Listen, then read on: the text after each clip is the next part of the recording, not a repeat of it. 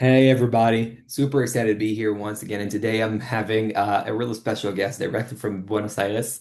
For those who know me, they know how much I love the state of I love Argentina and as a state and as a country. I have family there, and every person that I speak from Argentina makes me even more excited than usual.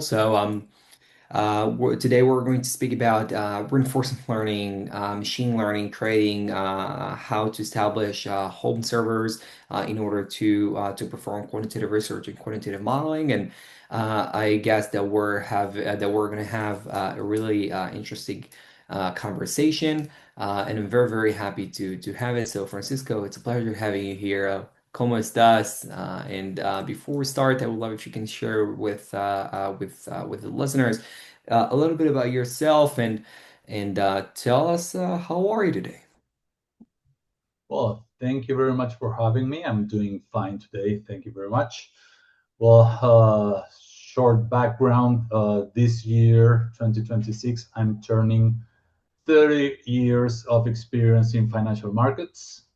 Uh, Obviously, Insane. starting in TradFi. Uh, and well, now I'm full crypto. That's my most recent move. Uh, but We're in going to be speaking TradFi, about that as well. yeah. In TradFi around 2010, maybe before, but 2010 was the landmark in my life. I used to have a job or some job offerings, and I wanted to do quantitative finance and algorithmic trading and everything we are going to discuss here. Back then in Buenos Aires, and there was no echo for my quest. So I resigned. I bought an office and I started a lab directly. It's not an office; it was a lab to do quantitative trading, algorithmic trading from Buenos Aires in traditional finance. And then when crypto came to my life, well, I started doing that too. So I'm an economist. This is my professional background. Then I studied quantitative finance and machine learning. So that is my my resume to start this conversation. Mhm. Okay, so I'm actually speaking and interviewing a bunch of PhDs in economics and it's always fascinating to see like how do they shifted from very economics very pure economical background towards quantitative research, which is like a STEM background. And I would love to dive deep with you in order to understand like how the transition was, and how you have led yourself towards that tradition, because it's much more challenging and sophisticated than we actually think it is. Well, there is a very interesting question and point you're raising. In my case, I should say that when you study economics, economics is a social science with a mathematical ingredient. But additionally to that mathematical ingredient, there are a couple of subjects you study that is very model based. For example, growth models or the like. And when you start to study those models, many of them, like for example, Solow, who was a Nobel Prize winner, that is intergenerational, and you start thinking and modeling in a sequential way, and that is, I think, the word that describes what made me come from my economic background to trading, to algorithmic trading, and all that. So I would say modeling growth models, and on the other side, when I used to see in mathematics, when I saw dynamic programming, which is in a way the same problem. It's solving problems in a recursive way. I developed a very model oriented way of thinking. And although in my professional life I for example, before going solo, like I mentioned, I worked for banks or brokerage firms and the like. And I used to run a research team doing equity valuation, bond valuation, everything with the uh, plain vanilla models. And I never fully believed in them because they absolutely lacked this time lapse feature in them. So that's one of the issues that made me go on my own too. That my head was seeing the world in sequence, and I was applying some off-the-shelf models, which I didn't feel they represented what I saw. So You that's how know, I changed from one thing to the other. yeah, that's really surprising because most of the people don't really think in a very sequential way because it's not how the the human brain is supposed or organized to think. Well, I'm not a neuroscience expert, but like for what do I know and what do I understand? But you say that you are thinking in a very sequential manner, and like you have mentioned dynamic programming and how the dynamic programming actually existed in the financial markets, which we have spoken before the recording session about reinforcement learning, which is the exact alignment to dynamic programming and to think sequentially. Um, and I would like to raise the understanding or to raise a question about how do you see yourself actually implementing dynamic programming right now in quantitative research. So to actually to map out the question a little bit more, what do I refer to is I would like to ask how do you take like that dynamic programming or that sequential thinking process onto building or doing any type of research, quantitative research. Well, I wouldn't say dynamic programming is a part, an exact part of what we do every day, but its its essence is present. I will try to break it down because it's a very precise question that addresses very precise things we do on a daily basis. Uh, we our research process is daily, and every day, every single day, we read the tape of the previous day. Okay, Mhm. that sense, when you're reading the past, we are applying some backward induction that would be something coming from dynamic programming. You go to the end and then go to the beginning, and you can optimize through backward induction. We do that every day on past data to get our feature. We validate our features on daily data looking backwards. Uh, so we believe there is value to extract from or lessons to be learned from past data. Not to say that that is that if I apply that knowledge right away, it would be some kind of overfitting. But if we do this every day, we start getting some distribution of our parameters or whatever it is that we are looking. So when we take a look at many days, each one of them, we look it through the lens of dynamic programming, analyzing it from the end to the beginning, and getting some outstanding variables of that day. For example, volatility, regime trend, many of those metrics. When we collect many days, we have sort of a population of market returns and parameters and everything. And that is the way we look at things. We don't take, of course, we can take a look at a very long series, but in a way, we believe there's value in making a sequence of days with the ad hoc cutoff at 0 UTC, which is, I don't know, it's something we do. But we find some interesting insight in having a distribution for our parameters or our ideas instead of saying, okay, we're going to stick to buying when it's above this and selling when it is below this. Mhm. Okay.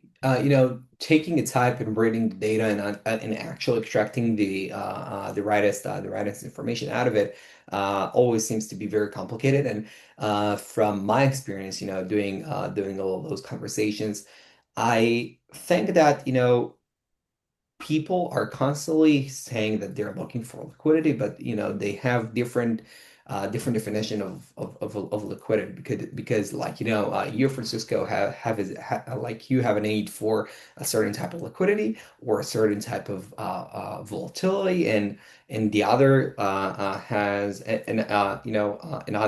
another interest in order to extract the rightest information about liquidity and so on for their models. And I would like to ask you, how do you know, or how do you know how to extract from from the tape or from the data the rightest information and to map it correctly so it would be orthogonal, it would be very informative, and it will still be able to load your models with new data coming in. Well, we try to read inside the data. Of course, we try to find the footprint of institutionals. Yeah, that is obvious. But That's uh, that's another very interesting point that we'll dive deep into. yeah, but of course, it would be very convenient if institutions only traded large, and you say, okay, this is footprint.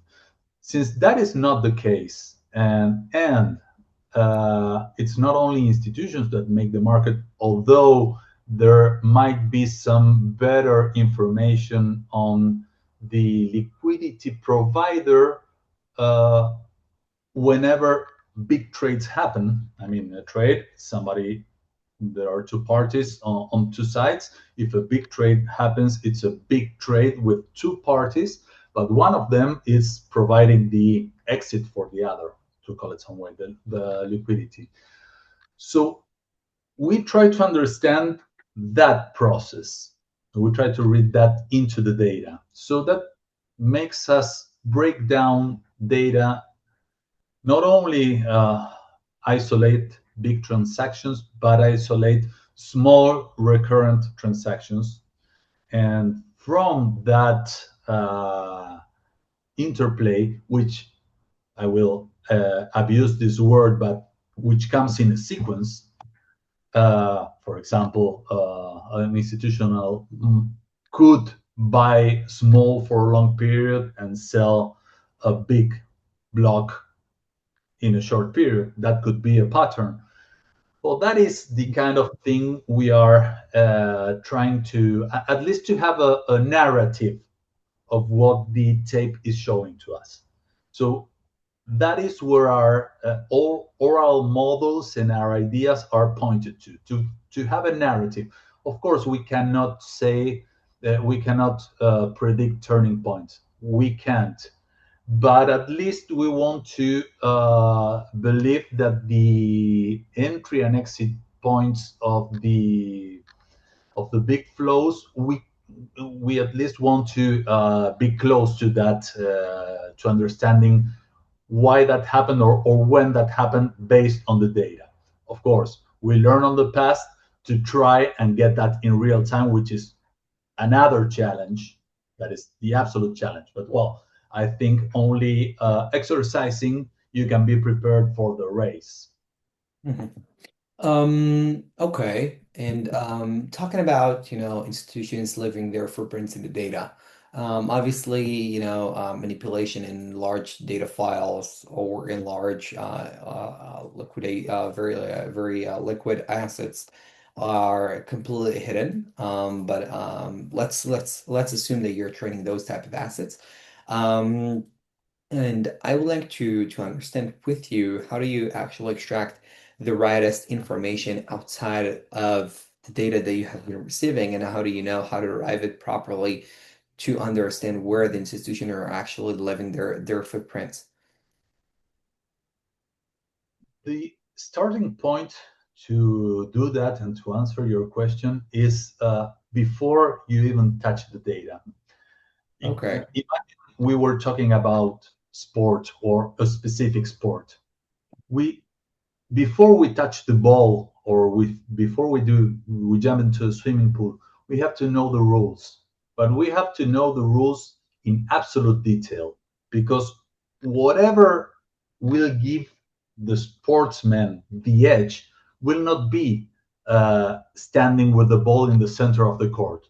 Right there, it's the ball is inside the court, no problem, no rules challenged. But when the opponent is trying to do something and you have to read into his strategy, he will be playing some place in the corner of the rules, inside the rules, but in the corner. What do I mean by this?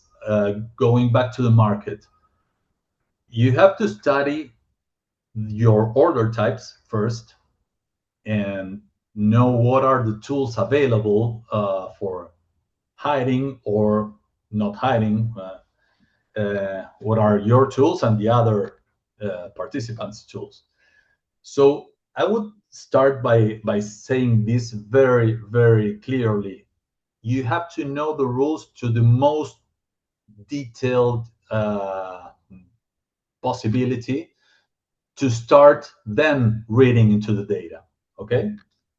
So that said, then when you think you know all the alternatives at hand for somebody who is willing to trade, and at some point he has to give away his intention. I mean, give it away. Maybe the flow is in benefit of what he's doing, maybe not.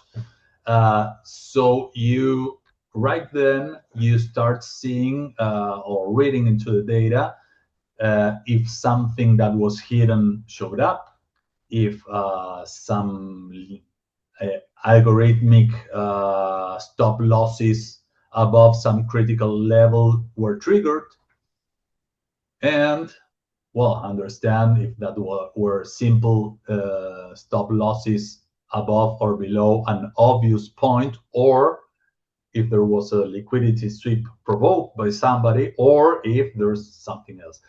And that is the way when you have, I mean, it's not like order types are rocket science, but Mhm.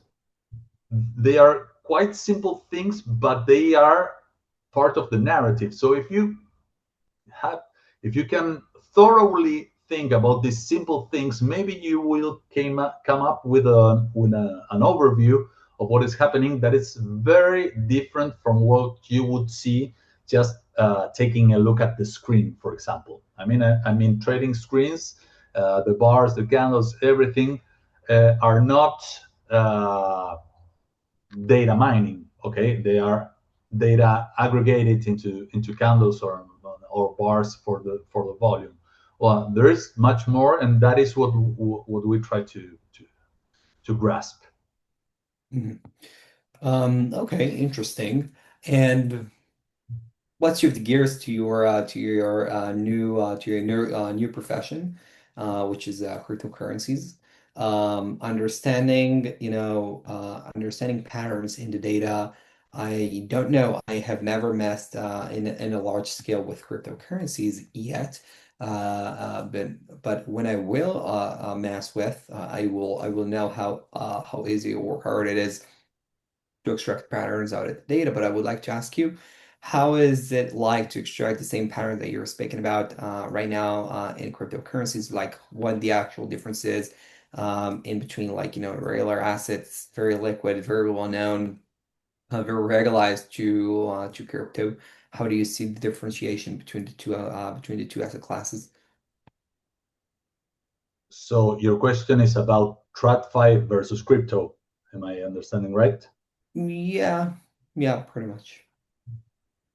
Well, exchange rules are absolutely different. I mean, manipulation in crypto versus manipulation in the New York Stock Exchange are two completely different things. So that changes the playbook. So I could safely say that none of the things I I brought along from TradFi was plug and play in crypto. That is absolutely simple. It didn't even work for a minute. But And uh, that's major differentiation because the conservative markets are completely different than cryptocurrencies because it's a completely different space. I was reading a really interesting paper, back then. If I remember about like AMMs, automated market makers in cryptocurrency, and when I know like the model or the regular model, market makers are actually like to operate in regular assets, in comparison to cryptocurrencies, it's a complete different space, like complete different mathematics, complete different problem tackling, problem solving methodologies because the space entirely is completely different. yes, absolutely. And nowadays you have, if you go to Web3, you've got the AMMs, which are kind of, there's no information, there's no limit order book to extract information from, so you have to track that with some other technique. And if you're not in Web3 and you're in centralized exchanges, there are some which are offering a hybrid model of a limit order book and an automated market maker that it's kind of interesting because you don't get much information from the limit order book, but eventually the AMM kicks in and you can make some out of that. Uh, I the main thing I think is that it's in price continuity.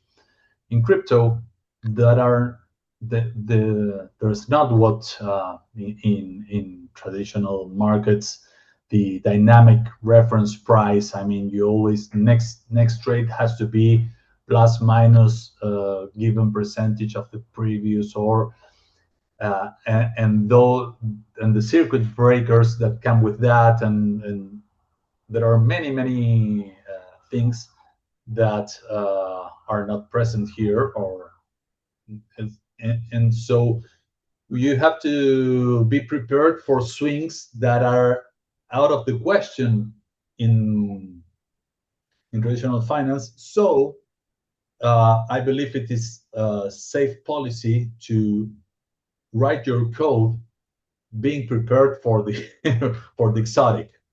Mhm. Uh, I think that is safe policy even in traditional finance. I mean, the flash But crashes that were during time. Yeah. let me just have a quick question because the point that you were raising was incredibly intriguing. Um, you said that the code is supposed to be written in a very precise manner to assist during exotic events. Now, those exotic events, massing exotic events in the code might be incredibly troublestic if you're not doing it the right way. And if you're doing it the right way, it might be a really, really complex mission to do onwards. And I would like to ask you, how do you think code is supposed to be written to cover those exotic events? Uh, um, Let me.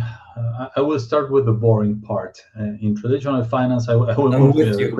But With I you. had I had actual experience of, for example, observing the bid and ask inverted. That is, I don't know if anybody is prepared for that. I had the actual experience of seeing an empty side of the limit order book. I have experienced firsthand that after a big move in some exchanges that goes outside this dynamic reference price, you would not even be allowed to enter an order because it exceeds this limit. And I'm not sure everybody writes code saying, okay, there might be no ask. There might be no ask, and I can be the worst or the unique ask that I cannot enter the order. Rejection of order handling. Those are many things that I would never overlook. That is, I learned this the hard way, uh, and in traditional finance, the circuit breakers and many other rules are they make you be disciplined about this. In crypto, maybe it's not that it's not supposed to happen. Or at least in the exchanges I have experienced thus far, I haven't had these situations where there was an empty book or whatever. But I would still keep in place the at least to avoid the cascading behavior of algorithms. Like, okay, if the price touches some trigger, then I put a market order to close my position. And if it is not closed, the market order. I mean, those cascade effects of sequential market orders would be something I would really Be avoid careful. and Yeah. tell anybody to avoid, because actually in many By traditional the way, this is very responsible to avoid those occasions like when you write code. I really like that. I'm sorry, I really like that approach that you're actually presenting because I don't think that, we both obviously don't work for any large firm, not me and not you. We work for a relative small amount of money, and in this small amount of AUM that we're actually actively managing. I don't know how much you manage, but I do know how much I manage, and I don't really manage a lot. And I can tell that, because they don't have the rush to cover an order book, or because they don't really have the ability to cover icebergs or order and and any other type of order, being very, very careful about it makes the code inherently much more powerful, much more stronger from those type of occasions, which I find it very, very responsible and very, very professional. Well, yeah, I agree with you. But do you still write code that way? Like the conservative way? Yes, of course. I in some things I learned. It's not that I learned it the hard way. Some things in traditional finance exist because really nasty things happened, and I think that is a lesson that somebody else had in traditional finance that it is important to carry along, even if you continue traditional finance or if you go to crypto. I give you one concrete example. In most of the exchanges, algorithmic users, I mean, when you have the user and the exchange knows you are the high frequency guy, you're not allowed to place market orders. Not allowed. Only limit orders. You can never. I mean, the market order type is forbidden from your menu. Even if you send one, it wouldn't go through. And that is because really nasty things happen, and that is a habit that I carry along. I don't use market orders in algorithmic trading, especially overall if I'm trading some size or if I'm trying to cover a position. So Mhm, that is a concrete example that replicates in many other parts of my code. mhm. Okay. let's go back to our original discussion about the differentiation between cryptocurrencies and traditional assets. And I would like to further more the discussion to understand and to dive deep into the major differentiation that you discover trading cryptocurrencies. Well, I would say volatility is one of the main differences. Swings are very relevant compared to many of the assets I used to trade someplace else. And I also see, maybe it's my idea, I don't want to sound naive, but I sense some fairness when it comes to market access in many or most of the most liquid exchanges. This I mean in terms of market access. If you know the what everybody knows about the server location, there's supposedly, at least I have to say to my knowledge, no pure co-location advantage in many venues. Others do have that and are explicit about, but I think one of the differences between TradFi and crypto comes from this so-called fairness that if everybody can connect to the same endpoint with placing his server in the right place, supposedly you are on a level ground. So it comes to your brain and your creativity and your tenacity to exploit some alpha. Mhm. I'm absolutely certain this I said, naive as it may sound, is absolutely not the situation in TradFi. I mean, there's no market where small managers with not who are not playing the infrastructure spending war. They would never have a chance in the space these big players habitate. Mhm. Very interesting. I really want to speak about reinforcement learning because, last call that we had before the recording session, you spoke about reinforcement learning and how enthusiastic you are to optimize the parameters using reinforcement learning. And nowadays, reinforcement learning is a really, really, really, really big topic because of large language models and all the major advantages that are actually happening in that particular space. And I would like to ask you, how do you leverage reinforcement learning, machine learning with your research. Yeah, let's dive deep into that conversation. Well, in our particular case, reinforcement learning comes into play for the broad picture. Okay. So, what do I mean by this? Just making a small recap. Every day we have the tape of the previous Mhm. day. We Extracting analyze the it. data.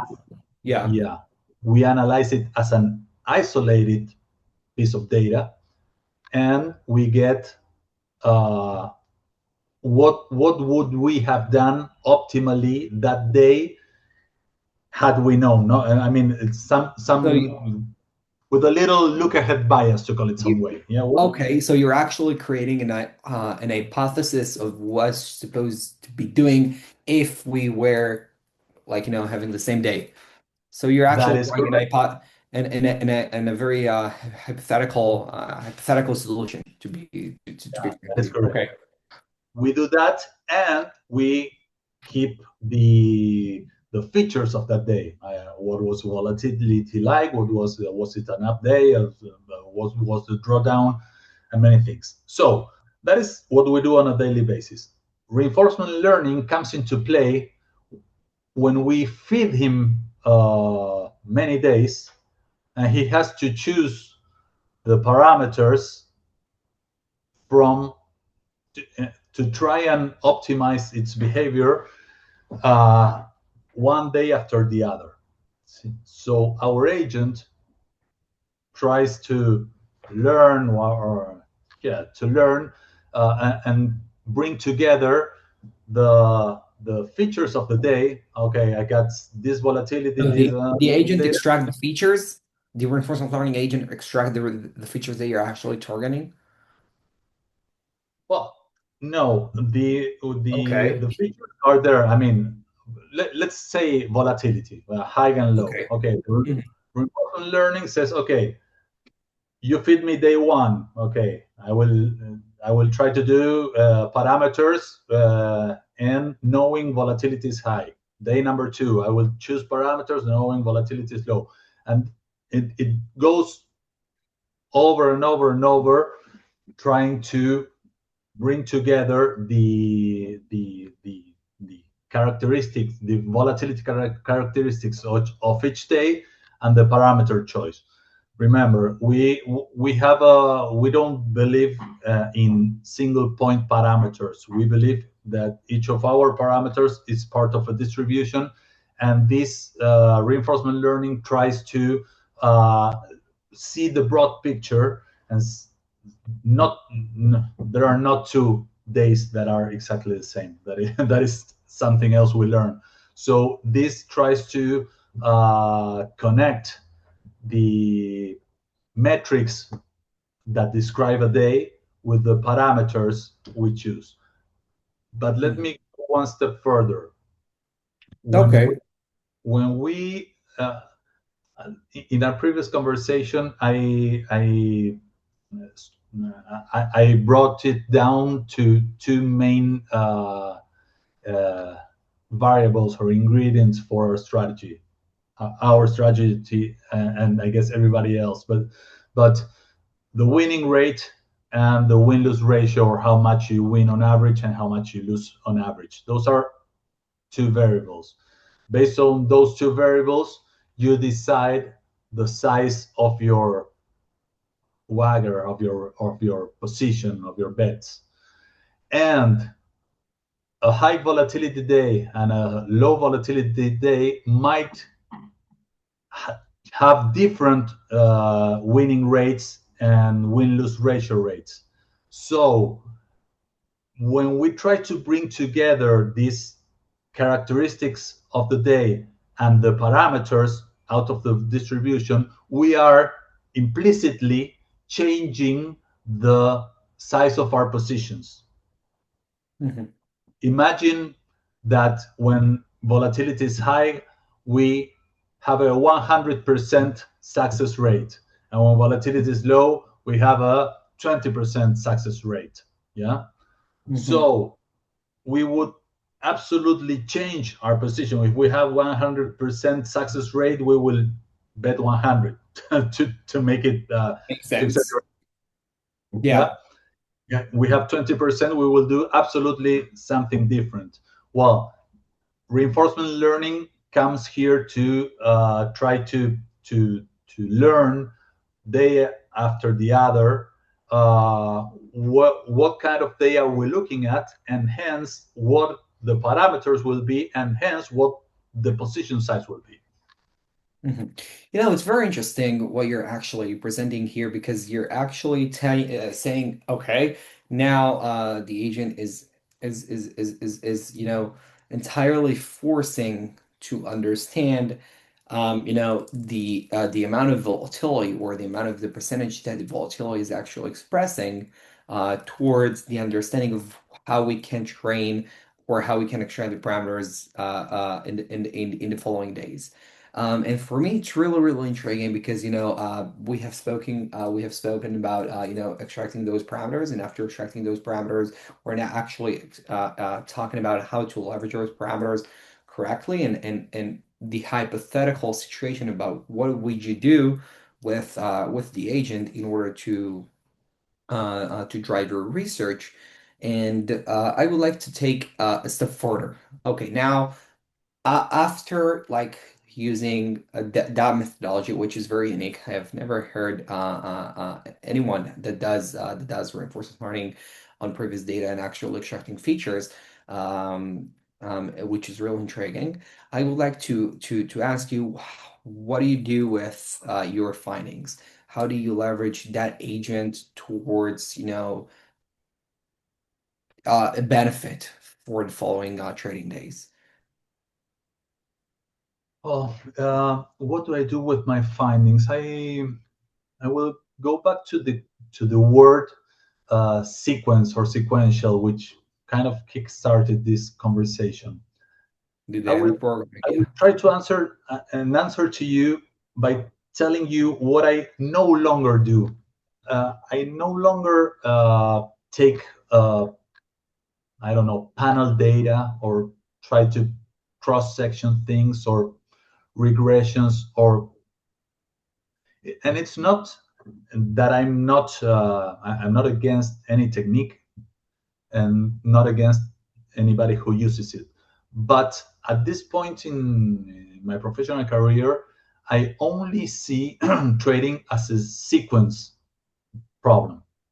And the results I had yesterday have to do with the sequence, the traits, the elements presented. Some of them are patterns, some of them are not. So, what I'm trying to say to your question is I try to see and imagine what pattern is happening or might be happening there.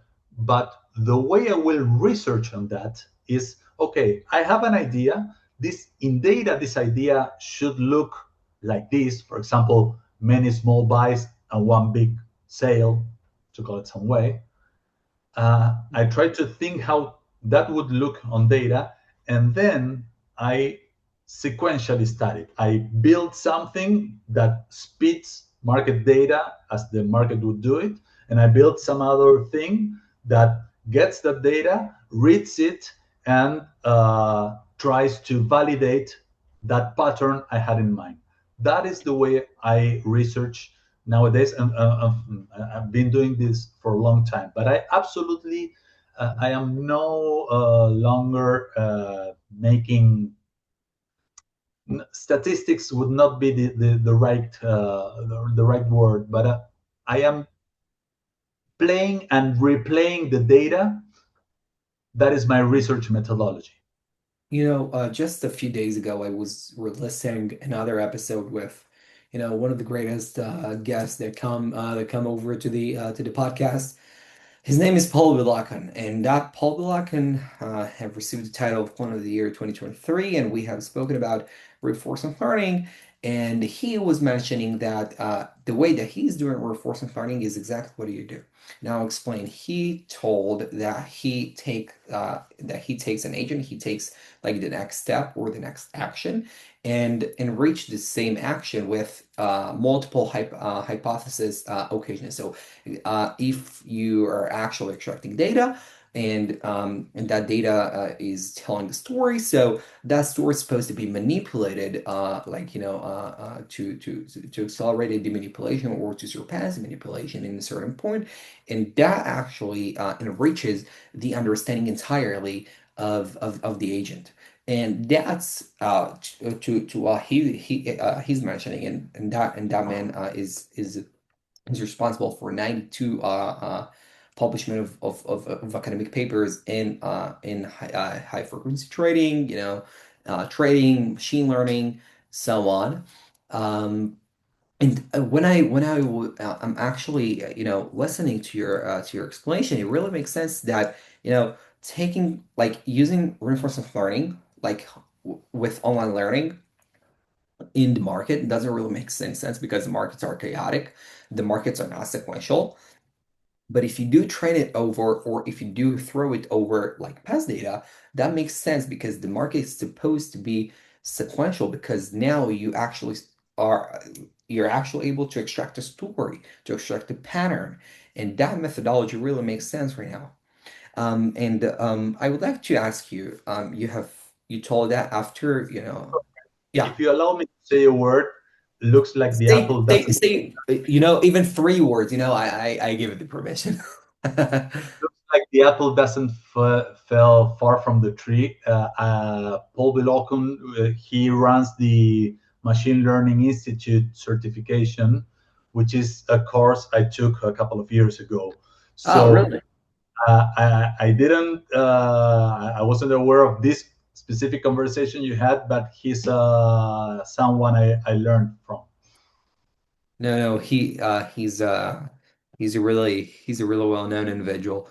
So yeah, what I was trying to say here is that you have spoken about your tradition and about like your experience after after multiple years in industry. What made you to understand that you're supposed to extract data from you're supposed to extract patterns each and every single day from the past day, and using reinforcement learning there, and now reinforcement learning to maximize your returns. Uh, Sorry, can you repeat the specific question? I understood the context, but Yeah, what do yeah, you want to sure. elaborate on? Yeah, sure. What I was referring to is exactly the understanding of what made you, Francisco, to understand that you're supposed to leverage reinforcement learning in past data and not to maximize your return.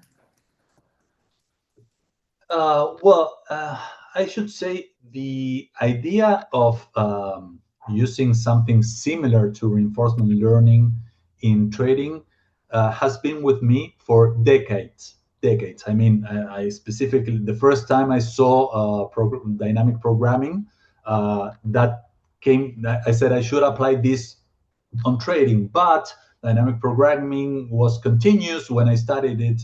So moving forward to the present, I would say that current tools. I one day there was a Python library that would allow me to uh, do this practice that I had in mind for decades. And Mhm. the answer to your question in my version would be, I've been doing research for a lot of years, many years. I tried many things, and there was a point in my life when I saw myself trying to model anything or trying to try and testing. We all have been there. By the way, we have all been there. And I really like philosophy and many other things. And that took me to David Hume and the empiricists. Well, I'm not going to elaborate on that. What I'm trying to say is, I my one of the lessons I got from that is it has to make sense. If it doesn't make sense, economic sense and sense to you, whatever you're trying to do. If it doesn't make sense, don't do it, even if it looks like a perfect fit or whatever. So when I run across the reinforcement learning technique, of course, in the beginning I had the the I don't know, I was tempted to say, okay, learn how to trade like you learned how to play Go or you learned how to play chess. Okay, learn how to trade and do it. And it didn't make sense. It didn't make sense for me to go in that endeavor. So my understanding of reinforcement learning and my capabilities and my clear belief in that I will only do things that make sense to my mind. I will not investigate anything that doesn't make sense. That may put all the pieces together to use it in the way I use it. Yeah, that was your specific question. That's the way Mhm. I got here. I think there's a level of maturity, actual maturity that I discover, which, I had the chance yesterday to interview a really well-known individual in the financial in the quantitative industry. Hopefully it will be released, in a few weeks. But he was mentioning, he was constantly speaking that he constantly endeavors everything to extract the most understandable manner, so he would be able to articulate the same message to every GM. And that articulation or that understanding of what makes sense by the end of the day, if you're like hypothetically speaking, if you're using gradient boosting and you don't really know what's actually happening in between the trees, so you're actually losing the ability to articulate what is actually happening. He won't be really using that, although it's really, really, really, um, helpful for the entire model because articulation is first. And if you're unable to articulate your model and how it's actually supposed to trade in a very in various types of regimes, that's exactly what he's actually looking for. That ability to articulate and to explain what's actually happening. And I discovered that there is a certain level of maturity of people that are actually looking for that particular piece. When I was speaking about Paul, when I was speaking about the same topic with Paul, he told me the same, that he's not really, thriving after or trying to build the most lucrative architecture for transformers. He's going for the most simplistic solutions out there because they're the most reliable ones. And I would like to take a direction from here to speak about like the simplicity of models. Speaking about what makes you total sense, I would like to understand, how do you think about, building a new model? What do you think about creating, a model that you would be able to explain by the end of the day? Because, maturity, actually speaking.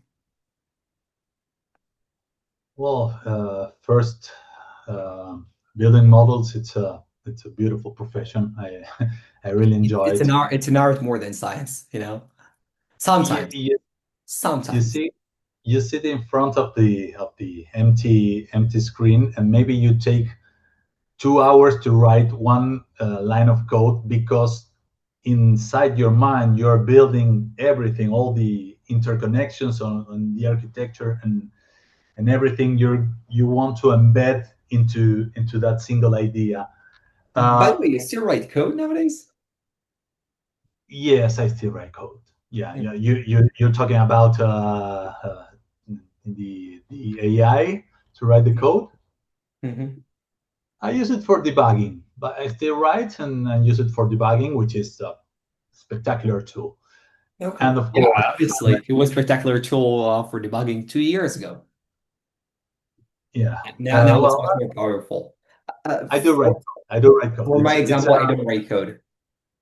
it's the same thing as I still write with a pencil and have my book next to me. Okay. It's just a way of thinking in a Yeah, mechanical way. obviously. And well, when it comes to modeling, first things first, I have to know the rules of the market I'm going to be interacting with. That is the essence of modeling. I mean, I don't want to model something that it's not going to happen or that it's not part of the things. But I should say, because I mean, modeling in, I don't want to answer the obvious things to you. What I would say, in my experience, if at some stage of whatever model you're building, you're not using an unobservable variable, yeah, Okay. then you're not modeling. That is something I think. I mean, if you're going Can, to can, take, can you explain that observable variable? yes, absolutely. If you take the price and take the moving average and make a trading model based on moving average, I don't want to gain any enemies, but I don't think there's relevant value inside of that. That is simply a mathematical transformation of one single variable, which is the price. And you might be right sometimes, but not for the not because you modeled things right, maybe because the average price and the inventory price of somebody after a trend is the Mhm. same, and he goes out and you go out. But it's I don't think that's transforms of the price is something, for example, I don't particularly like. But when I'm talking about non-observable variables, if we were talking about options, for example, well, of course, implied volatility, it's a non-observable variable that you can get. But if I'm not talking about options, uh, there's always some variable that it's you wishfully a stationary variable that Stationary. goes uh, mean reverting variable, but something that produces your signal. And your signal will not be buy low, sell high. Your signal is something else that then it's translated into buying and selling. hmm Okay. Sounds very interesting. You know, you catch my curiosity because you're still writing code, and we have spoken about you, you're joking because I do speak with plenty of quants here, and they speak about like the incredible capabilities that we have out there with language models. And a few days ago, GPT-4 5.4 have been released, and you're still saying that you're writing code and you're still stuck from like for 2 hours in front of an empty screen. And for me, when we have spoken about like your conservative state of mind in the beginning of the conversation, you told me that like the dots are actually connected.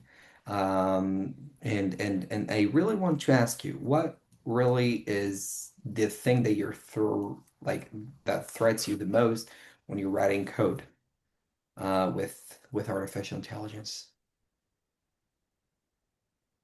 Mm, I couldn't really say. I don't know. I I'm very worried about performance, although I'm not in the niche of super high frequency trading or. Uh, but I am very I would never delegate the nicest part, which is building the brain of whatever model you're writing. And I I don't know if you say devil is in the details. I do like thinking and rethinking and overthinking the hot loop and the decision process, and I don't want anything to be black box. And well, when I write the code, it happens to me. It's my particular way of my man works like this. I'm writing the code and I'm listening to the whole orchestra. Like I don't know. I will make an analogy, but the director for symphony, he just looks at the partiture and he can hear 18 instruments, although he's just reading a few main lines of what he's going to achieve. Well, that is the way I work. Since I am the man who takes care of all the critical things in my business, I like to devote this time and think it holistically. Mhm. Okay. That's that's a really interesting point that you have mentioned, and I would like to take a step further and to ask you out of your perspective about about your situation at TradFi and like the business entirely behind the industry that we're speaking about. How would you explain from your perspective the business that you're in, like in the terms of of business scalability, of agility, of transparency in the industry, how would you actually explain it? How would you actually and how you're actually looking at the industry right now? At the industry, well, my view is super simple. I already answered this in the following sense. I Hmm. went full crypto. That means that my view is that crypto, blockchain, and all Web3, yeah, let's say uh, crypto to use a summary word, it's taking over, buying, or becoming the ledger over which the financial system will be built. I have absolutely no doubt about it. You have exchanges getting banking licenses. You have traditional finance exchanges trying to replicate 24/7 trading like crypto. You have crypto exchanges that are listing tokens to trade US equities in 24/7 fashion. Well, so my view, from my point of view of the industry, and this is why I mean what I mean by saying I already answered. I went for crypto because I think in crypto you will find everything. You will find TradFi in a new version, and you will find crypto, and not the other way around. So I think it saves time to deploy all efforts in crypto. Eventually, you will be trading TradFi the crypto way. So I have this view, and as of today, nobody convinced me otherwise. And the more I join with crypto guys, who also some are crypto native and others come from TradFi, and we discuss this in a serious, detailed fashion. I haven't found one single voice that says no, they will never touch each other and TradFi will survive. No, Hmm. I don't see it. Okay. Um, going full crypto and doing full crypto is a very dangerous for many people who observe about um about like the current situation in the markets. It will seems like very very rushed decision to take, and a very not really not really wise decision. And we have spoken about like your conservative part, and still you're going to a market that it's very very rapidly evolving, and it is constantly emerging. And I would like to ask you, which is actually contradicting like the two things from like your conservative part and that emerging market that you're actually operating in. So how do you see that interaction and that intersection work in correlation? Well, I think I can start answering by saying I live in Argentina and worked in financial markets here for 30 years. So volatility of traditional assets here uh, had enormous spikes. Argentina had, I don't know, 9 defaults to its sovereign debt. Many times I had some of those bonds, and I had a brokerage firm here, and I had many other things. What do I mean by this? If your stock of assets goes up or goes down, of course, I prefer if it goes up, but eventually it's my working capital. Hmm. If things go down and I'm doing nothing about it, I will be not satisfied. But if it goes up or down, but I'm trading it and making more of that asset, I don't have a problem with that. So that's the way I learned, I lived my life, and I can handle volatility as long as I can do something with volatility. If you give me a volatile asset and you tie my hands, you are putting me in the best spot ever. If you're giving me a volatile asset and the possibility to trade, I can handle my inventory risk because I can have a potentially a profit on a daily basis. So I don't. It's not like I don't care. I prefer Bitcoin over 100K than current price, but my driver is daily. It's having this daily assessment of what can I do to try to make something out of randomness and chaos in my profit. Mhm. Okay. Um, 30 years of experience in Argentina. How have you succeeded to evolve your career from a place which is not really related with